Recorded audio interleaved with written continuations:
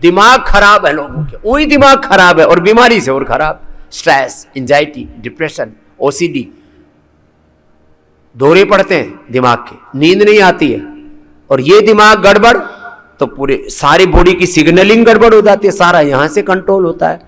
कितने हार्मोन्स हैं साथ दिमाग में और कितने केमिकल्स हैं, कितने क्या क्या तंत्र हैं। ये 1.5 किलो का दिमाग।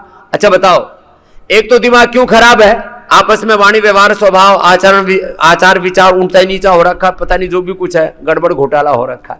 फिर घी नहीं खाते, हमने गाय का भैंस का शुद्ध घी दिया आपको है? ये पहले कुछ ना, हमने पहले तो देश को गाय का घी पतंजलि ने खाना सिखाया, एक बार जोरदार अभिनंदन भाई। हाँ, फिर कुछ लोग ना सफेद घी खाने की आदत थी, कुछ को ना देसी घी दानेदार सफेद घी खाएंगे, तो हमने भैंस का भी सफेद घी भी दे दिया एकदम। भैंस का देखो, थोड़ा भैंस के घी में थोड़ा, जिनको वात रोग है उनको नहीं लेना चाहिए, बाकी सब खा सकते हैं। देसी गाय और भैंस का सारा दूध A2 मिल्क होता है। घी में क्यों, वो प्रोटीन होता है इसलिए घी में उसका असर नहीं आता है। तो घी सात्विकता की दृष्टि से गाय का श्रेष्ठ माना जाता है, इसलिए पूजा पाठ से लेकर के इसको सर्वश्रेष्ठ कहा है। लेकिन और गांव में 1000 रुपए किलो देसी घी बेच रहे, बड़े प्योर है वो। 1000 किलो में तो लोग फिर भी कोई इधर उधर मिलावट कर देते हैं, आजकल गांव वाले भी बड़े बहक गए। लेकिन पतंजलि के गाय के और भैंस के घी में आपको एक रत्ती भर भी मिलावट नहीं मिलेगी, ना किसी कलर की, ना किसी ऑयल की, और तो और कुछ तो डांगरों की चर्बी, पशुओं की चर्बी तक मिला देते हैं, फैट में फैट मिला देते हैं, फिर उसमें फ्रेगनेंस और फ्लेवर डाल देते हैं, पता ही नहीं लगने देते। इसलिए लोग पतंजलि का घी खरीदते हैं। ब्रेन 1.5 किलो का है, 1 किलो 400 ग्राम के आसपास का, किसी का 1.5 किलो तो होगा, किसी को ज्यादा ही तगड़ा हो तो इससे ज्यादा तगड़ा, इससे ज्यादा भारी भरकम नहीं होता है। और वो 80% किससे बनता है, घी और तेल से, कोलेस्ट्रॉल से, चिकनाई से बनता है। उसको अल्टीमेटली कहें एक शब्द में, किससे बनता है, चिकनाई से। और चिकनाई तुम खाते नहीं हो, चिकनाई खाएंगे कोलेस्ट्रॉल बढ़ जाएगा। अरे बावलो, मैंने एक महीने में 3-3, 5-5 किलो घी खा रखा है, तो अभी तक तो हम हार्ट अटैक होकर के मोक्ष में पहुंच जाते। और अभी भी घी तो भाई वो तो हमारा मतलब प्रिय फूड आहार है, तो खाते, दिमाग बड़ा अच्छा रहता है इससे। तो घी खाना कम कर दिया। दूसरा, ओंकार और गायत्री का जप करने से बुद्धि अच्छी होती है, वो जप तप करना बंद कर दिया। हवन करने से बुद्धि अच्छी होती है, ध्यान करने से अच्छी होती है बुद्धि, वो भी बंद हो गई। तो दिमागी रोग हो गए। ओजोन थेरापी, श्रृंगी थेरापी, वात मोक्षण, रक्त मोक्षण, अग्निकर्म, यौगिक फिजियो भी कराते हैं। फिजियोथेरापी का भी अपग्रेड वर्जन है यहां पर।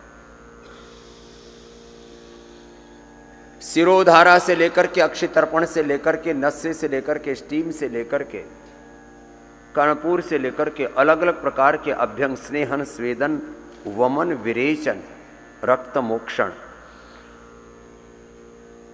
धूतिर्भस्तिस् तथा नेतिस्त्राटकम नोलिकम तथा कपाल भाति शैतानी षटकर्माणि प्रचक्षते। सारे षटकर्म को भी कराते हैं। उपवास, उपासना,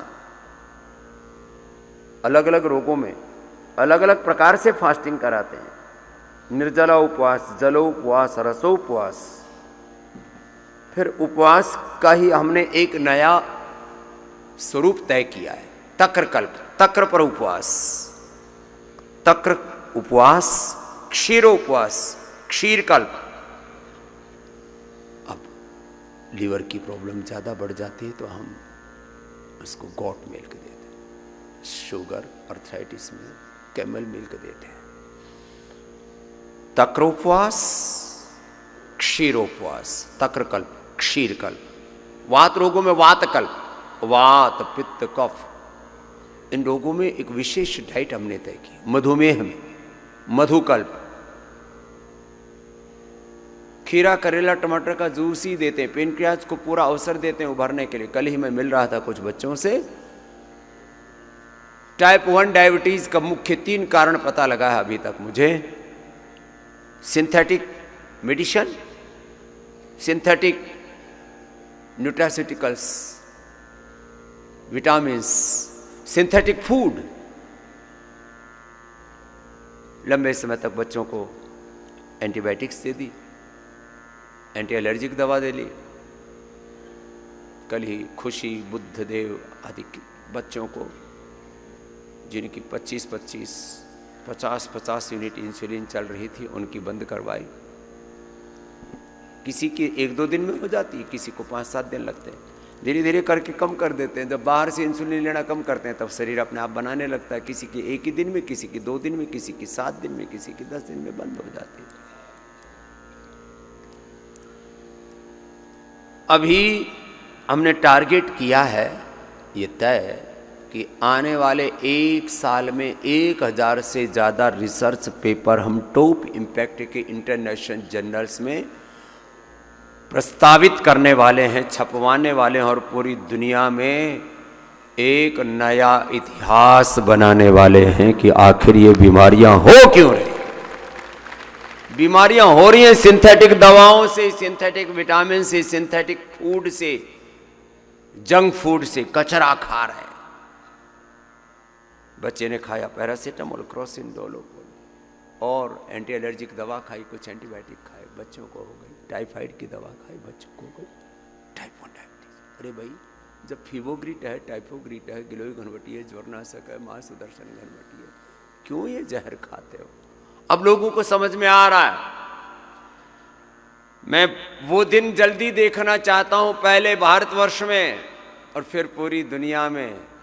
पहली बात तो कोई बीमार ना पड़े, और कोई बीमार पड़े तो मुख्य धारा की चिकित्सा एलोपैथी नहीं, मुख्य धारा की चिकित्सा पद्धति योग, आयुर्वेद और नेचुरोपैथी होगी।